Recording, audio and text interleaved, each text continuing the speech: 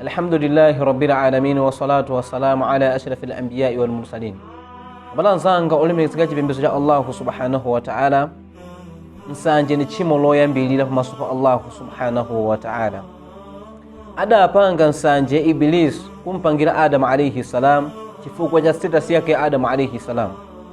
Panthawi imene Allah subhanahu wa ta'ala adawalamula angelo ake kuti ampangire sajida Adamu alayhi salam ni nthawi imene inabwera nsanje, nthawi imene Iblis anazitukumula ndi kuzikweza pokana chilamuliro cha Allah subhanahu wa ta'ala.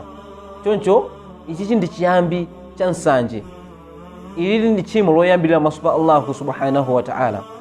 Komano abwana athu mtumiki sallallahu alayhi wasallama akutilangiza kunena kuti tizikhala opewa ndithu kupanga nsanje, tizikhala otalikirana ndi kupanga nsanje kumene kuku, chifukwa chonena kuti alhasadu, nsanje ya akulu hasanati, imadya tuzabwino, imadya zabwino mwa munthu kama taakulu naru lhataba, ngatino mmene moto umadyera nkhuni.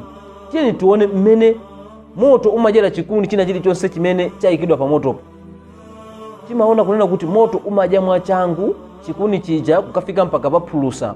Mmene muja moto ndi mmene nsanje zimapangira mthupi mwa ifeyo, makamaka pa zabwino zimene ifeyo tikupanga. Ndiyeno tiyeni tizilese, tizitalikise kumbali ya nsanje. Jazakumullahu khair. Wassalamu alaikum wa rahmatullahi wa barakatuh.